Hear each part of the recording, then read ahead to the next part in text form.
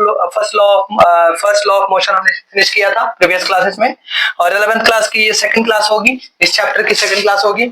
और जिस तरह से इसको स्टार्ट करने से पहले एक बहुत इंपॉर्टेंट चीज है, जैसे हमने फर्स्ट लॉ का स्टार्ट किया था तो हमने इनर्शिया के बारे में पढ़ा था, क्योंकि वो उसके लिए क्या था, वो बेसिक इंफॉर्मेशन था। अब जो सेकंड लॉ ऑफ मोशन हम स्टार्ट करेंगे, इसके लिए भी एक बेसिक टर्म है, and that basic term is nothing but momentum. क्या है? मोमेंटम। बहुत इंपॉर्टेंट ये टर्म है ना, ये बहुत ही हेल्प करता है ना। आपने 9th स्टैंडर्ड में पढ़ा होगा इसके बारे में, इनर्शिया के बारे में भी आपने पढ़ा था। तो इनर्शिया हमारा क्या था कि कोई ऑब्जेक्ट है, अगर वो रेस्ट में है तो अपने कंडीशन ऑफ मतलब स्टेट को चेंज करना नहीं चाहती है, ठीक है। उस ऑब्जेक्ट के पास क्या था? इनर्शिया था। इनर्शिया हालांकि मोशन में भी होता है, इनर्शिया हमारा रेस्ट में भी होता है, ये हमने बताया। इनर्शिया हमारा जो होता है डायरेक्शन में भी होता है, किसी ऑब्जेक्ट की डायरेक्शन में भी होती है। अगर वो मूव करना चाह रही है, मतलब मूव कर रही है, तो रेस्ट में आना नहीं चाहती है। अगर वो रेस्ट कर रही है तो मोशन में जाना नहीं चाहती है। अगर वो सीधे लाइन में जा रही है तो अपना डायरेक्शन चेंज करना नहीं चाहती है। इन द सेम वे हमारा जो मोमेंटम है, मोमेंटम भी एक तरह का क्या है, इसका अपना एक कैरेक्टरिस्टिक है। कैरेक्टरिस्टिक्स किसका है? किसी ऑब्जेक्ट का है। ऑब्जेक्ट का स्टेट क्या होगा? उस समय क्या था? स्टेट, रेस्ट का स्टेट था। लेकिन ये हमेशा मोशन में होता है। कोई ऑब्जेक्ट अगर मोशन में है ना, तो जब तक वो मोशन में रहेगा उसके पास ये वाली कैरेक्टरिस्टिक्स रहेगी। कौन सा? मोमेंटम वाली कैरेक्टरिस्टिक्स रहेगी। यानी ये अपने मोमेंटम को, यानी अपने मोशन को चेंज करना नहीं चाहती है, कांस्टेंट रखना चाहती है ना। मतलब at the time of motion, यानी जब तक ये मोशन मूव कर रही है ना, तब तक अपने ये वाले कैरेक्टरिस्टिक्स को चेंज करना नहीं चाहती है, जब तक वो मोशन में रहेगी। तो याद रखना, ये बहुत इंपॉर्टेंट मतलब टर्म है। जैसे हमने बताया था कि कोई ऑब्जेक्ट, उसमें इनर्शिया वाला कंडीशन, वो चीज आप यहाँ बोल सकते हो कि इनर्शिया जैसे होता था फर्स्ट लॉ से पहले हमने पढ़ा था, है ना, वैसे ही हमारा क्या है? मोमेंटम होता है। और यहाँ पर एक चीज और है कि मोमेंटम जो हमारा टर्म है ना, ये तो हमने बोल दिया कि कोई भी ऑब्जेक्ट अगर मूव कर रही है तो उसके पास एक कैरेक्टरिस्टिक्स होती है जिसको हम मोमेंटम कहते हैं। और मोमेंटम का एक फॉर्मूला होता है, इसको डिनोट करते हैं P से, और इसके फॉर्मूले होते हैं mass into velocity. Mass into velocity होती है फॉर्मूले, है ना। मास को आप m से डिनोट कर सकते हो, वेलोसिटी को v से, और ये हमारा P है। यानी P इज इक्वल टू क्या है? मोमेंटम होता है, m is equal to mass होता है ना। अब क्वेश्चन ये है कि इसमें हम जो पढ़ रहे हैं मोमेंटम, मोमेंटम हमारा कौन सा क्वांटिटी होता है? स्केलर होता है या वेक्टर होता है? तो वेक्टर क्वांटिटी इन दोनों में कौन है? मास हमारा वेक्टर है कि स्केलर है? तो मास की तो बात हम नहीं कर सकते हैं, मास हमारा जाहिर सी बात है, मास तो ऐसे ही होता है ना, तो हमारा स्केलर होगा। लेकिन वेलोसिटी जो होगा, अगर कोई ऑब्जेक्ट हमारी मूव कर रही है, किसी पर्टिकुलर डायरेक्शन में मूव कर रही है ना, तो हमारा वेलोसिटी होता है। चाहे उसकी वेलोसिटी 20 हो, 30 हो, doesn't matter, but particular direction में अगर मूव कर रही है, पर्टिकुलर डायरेक्शन में उसका अपना कोई स्पीड होता है, तो वेलोसिटी होती है। तो वेलोसिटी हमारा क्या है? वेक्टर क्वांटिटी है। दैट्स वाई हमारा मोमेंटम भी क्या होगा? वेक्टर क्वांटिटी होगा।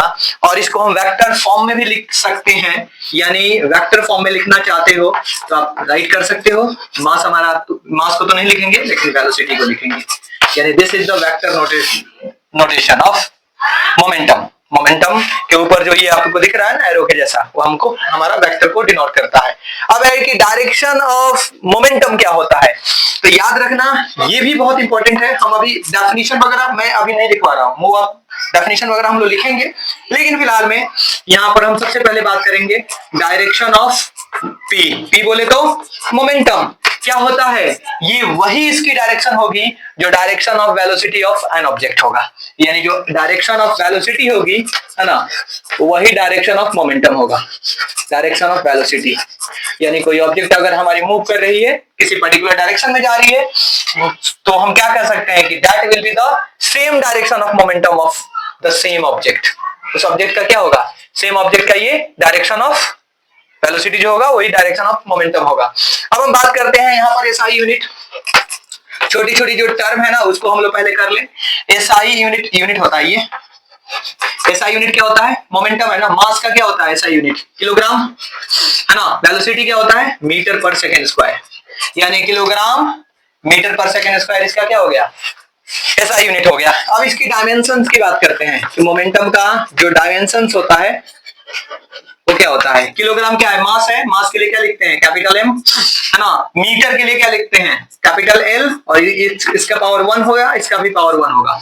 और पर सेकेंड है, यानी नीचे होगा टी स्क्वायर, ऊपर जब आएगा तो वो माइनस में पावर चला जाता है, एक्सपोनेंट चैप्टर मैथमेटिक्स का, और इसको विद इन द पैरेंथेसिस।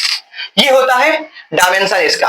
अब हम इसकी बात तो हमने कर लिया, और एक और चीज है यहां पर, अब हमको देखना पड़ेगा, है ना, कि जो मोमेंटम का एक्चुअली में डेफिनेशन जो होता है वो क्या हम लिख सकते हैं। तो मोमेंटम का डेफिनेशन हम सबसे पहले लिख लेते हैं, उसके इसको पहले आप नोट कर सकते हो, है ना, या तो डेफिनेशन के बाद भी नोट कर सकते हो। So let me write the definition of the momentum, then after we will proceed further. What will be the definition of the momentum. ठीक है, पहला पॉइंट हमने क्या बोला था, यहां कर दो आप, मोमेंटम, है ना, इज ए कैरेक्टरिस्टिक्स, किसकी कैरेक्टरिस्टिक्स होती है, of a body, of a body in motion, यानी कोई ऑब्जेक्ट अगर मोशन में है उसकी ये स्पेशल कैरेक्टरिस्टिक्स होती है जो कि चेंज नहीं होगा, विच डू नॉट या विच डज नॉट, एक बॉडी है ना, विच डज नॉट चेंज,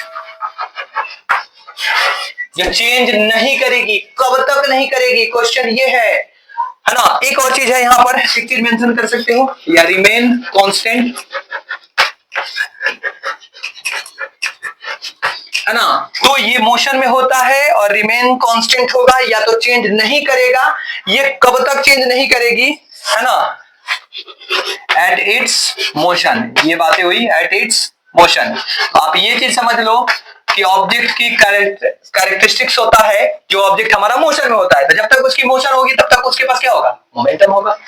जब वो रुक गई उसका मोमेंटम क्या हो जाएगा, जीरो हो जाएगा। आगे हम इसका एग्जांपल लेंगे। अभी आपने पढ़ा होगा कि एक प्लेयर कैच लेता है ना, तो उसके हाथ में चोट लगती है, कभी कभी ज्यादा लग जाता है, कभी कभी बिल्कुल चोट नहीं लगता, पीछे की तरफ खींच लेता है तो चोट नहीं लगता है, तो वहां मोमेंटम जीरो हो जाता है। क्यों होता है और कब होता है ये हम बाद में करेंगे। अभी हमने ये चीज देखा, है ना। अब हम बात करेंगे यहां से, जो हमने SI यूनिट वगैरह लिखा था इसका, जैसे यहां से तुम चाहो तो यहां से फॉर्मूला फिर से तुम राइट कर सकते हो, मास इनटू वेलोसिटी, है ना, और यहां से इसका SI यूनिट भी हो सकता है। क्या था, मैं एक बार और राइट कर देता हूं, मीटर पर सेकंड स्क्वायर, और इसकी डायमेंशन जो होती है वो बहुत इंपॉर्टेंट है ना। ये भी मैं लिख देता हूं यहाँ पर, m का पावर 1, l का पावर 1, t का पावर -2, है ना। और इसका जो डायरेक्शन होगा, शॉर्ट में लिखता हूं, डायरेक्शन ऑफ मोमेंटम, है ना, मोमेंटम ऐसे कर लो, is equal to direction of velocity, है ना।